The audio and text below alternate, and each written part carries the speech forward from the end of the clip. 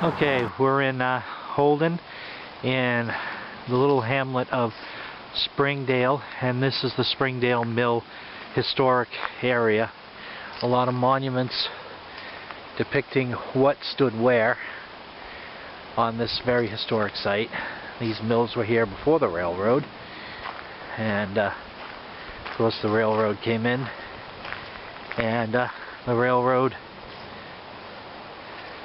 supplied goods for the mill, and the mill shipped their goods out on the railroad.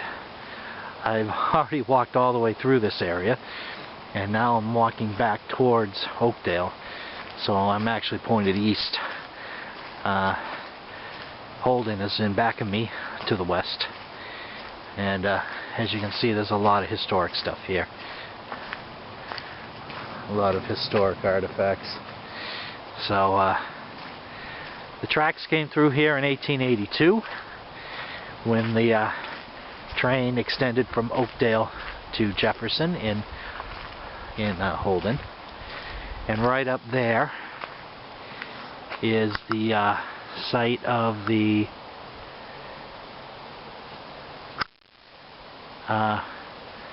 Mill Village, Springdale, here in Holden, Mass. So we are at the Springdale Mill historic site. Okay, this is another historical marker here at the Springdale Mills. Hope you can read that.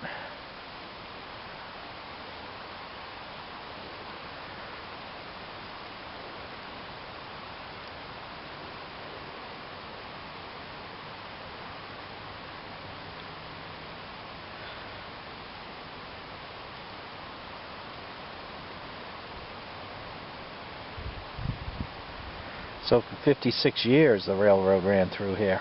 That's not a very long time.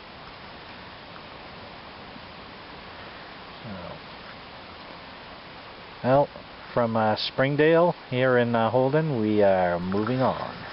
We are in Holden, Massachusetts. We're here on River Street. This is the River Street crossing.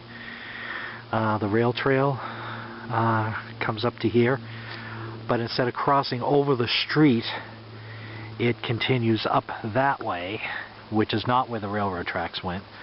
The railroad tracks crossed here at a crossing and continued this way. These clumps of trees are right in the way, but I believe Canada Mills is right over here, somewhere over here, but John has gone down the trail there. He thinks it's that way. So, but this is River Street in Holden, somewhere near Canada Mills. Okay, we're in Holden, Massachusetts here, and these are bridge abutments of where the Central Mass would have crossed over this little river here. And the reason why the bike path is not coming this way is because these houses have been built on top of the right-of-way. There's John again. Now remember, this part of the line was abandoned in 1938, and these houses look like they were built well after 1938. 50s at least. Yep. So, but here, at least we got this little bridge abutment here as evidence, right over this little river.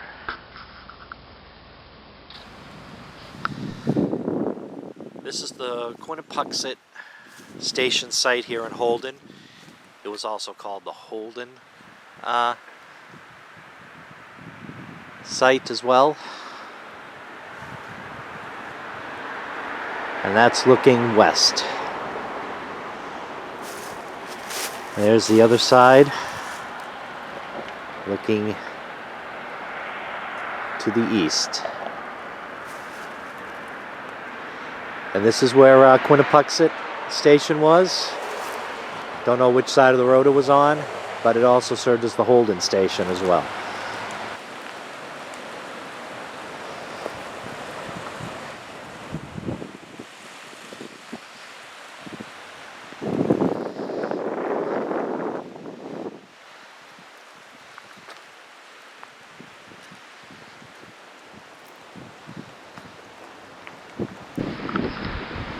Okay, we're about quarter of a mile west of Quinnipoxet Holden Station at what we think is an abandoned road that used to cross over the Central Mass. That's looking west towards Jefferson and Rutland, and there's that abandoned road again.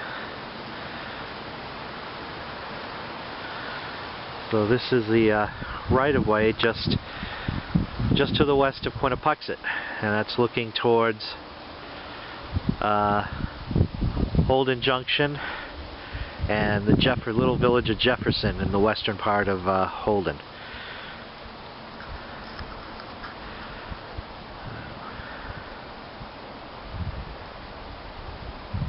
And we're going to move on to Holden Junction and Jefferson.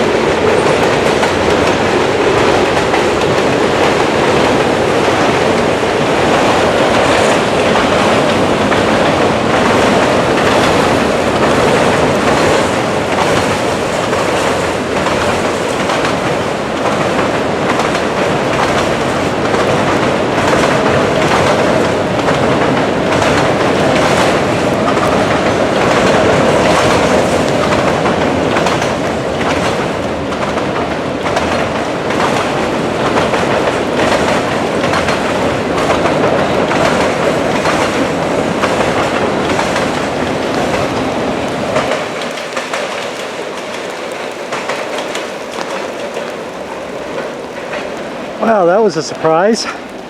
The P&W going by just as we got here to the bridge that went over the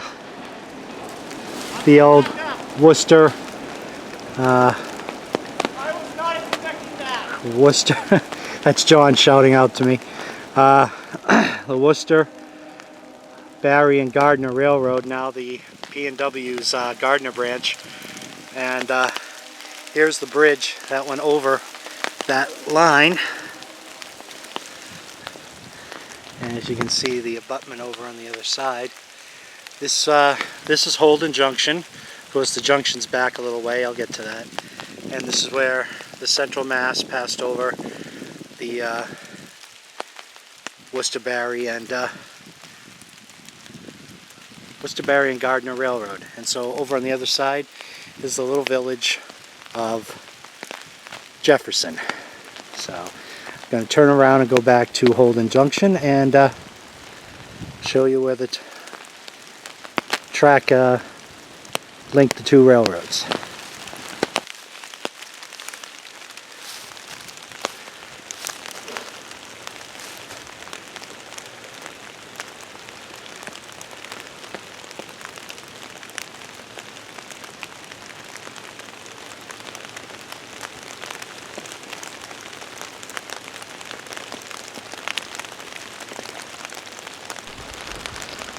Okay, we're in Holden Junction, where the Mass Central crossed over the Boston, Barry, and Gardner Railroad, which is now the Providence and Worcester's Gardner branch. As you can see, the bridge abutments on the other side of the tracks, and then the bridge abutments on this side of the tracks. And so this is where the track came. And there are the bridge abutments there, and as we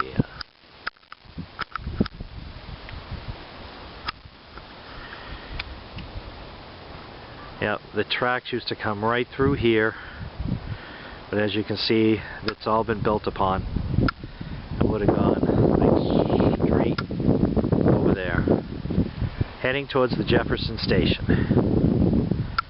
So a nice little neighborhood has been put in here, but right there is where Holden Junction would have been.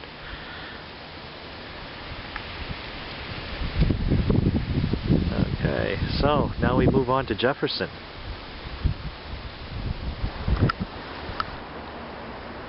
the village of Jefferson here in Holden, Massachusetts.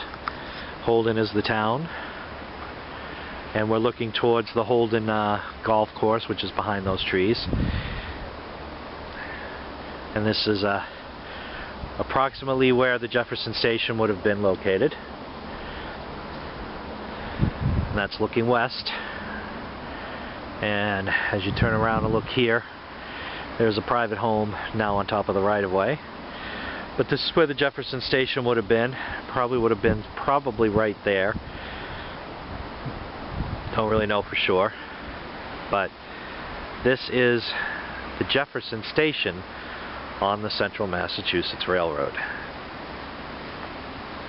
And this would have been the last stop in the town of Holden.